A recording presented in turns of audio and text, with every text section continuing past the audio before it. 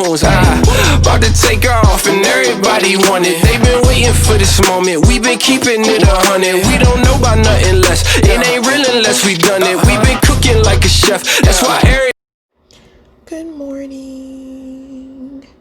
Romans chapter 14 in the Living Bible.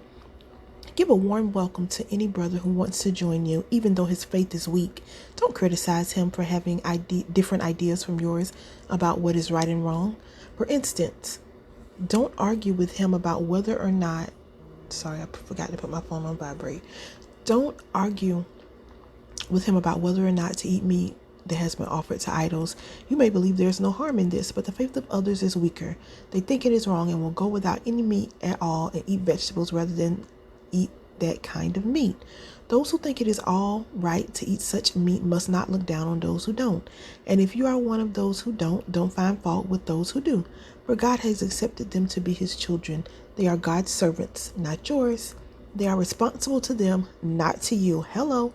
Let him tell them whether they are right or wrong, and God is able to make them do as they should. Some think that Christians should observe the Jewish holidays as special days to worship God. But others say it is wrong and foolish to go into all that trouble. For every day alike belongs to God. On questions of this, why is it written like that? On questions of this kind, everyone must decide for himself. If you have special days for worshiping the Lord, you are trying to honor him. You are doing a good thing. So is the person who eats meat that has been offered to idols. He is thankful for the Lord to it. He is doing right. And the person who won't touch such meat, he too is anxious to please the Lord and is thankful. We are not our own bosses to live or die as we ourselves might choose. Living or dying, we follow the Lord, either way we are his. Y'all, it's early. Christ died and rose again for this purpose, so that he can be our Lord both while we live and when we die.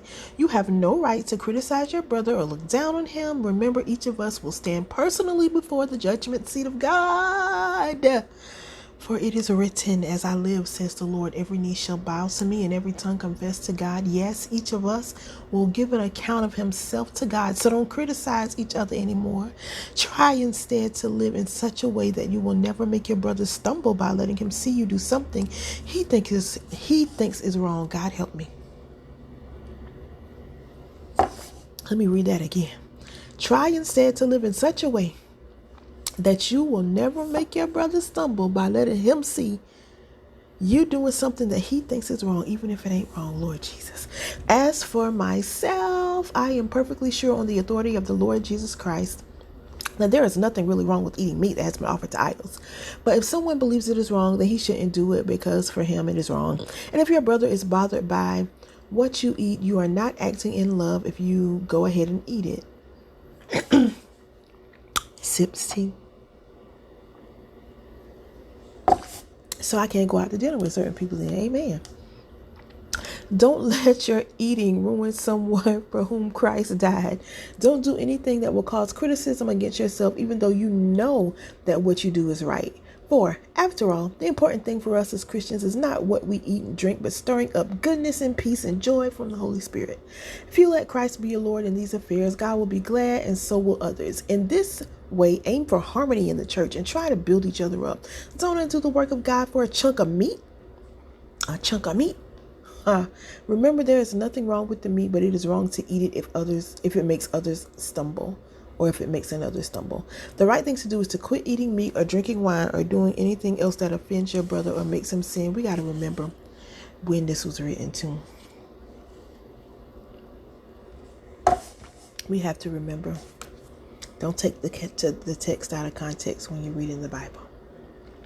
You may know that there is nothing wrong with what you do, even from God's point of view, but keep it to yourself. Don't flaunt your faith in front of others who might be hurt by it. In this situation, happy is the man who does not sin by doing what he knows is right. But anyone who believes that something he wants to do is wrong shouldn't do it. He sins if he does, for he thinks it's wrong.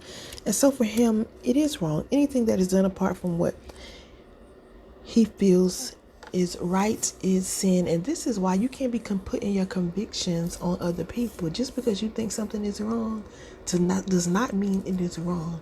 Now, if you think it's wrong, don't do it by all means, but don't be trying to make your convictions law. I can't hear nobody. Don't go out here and because you're convicted by the thing, you start preaching and telling people they going to hell. Oh, all right. Praise the Lord. Y'all have a happy, what's today? Jesus. Y'all have a happy Thursday. All right.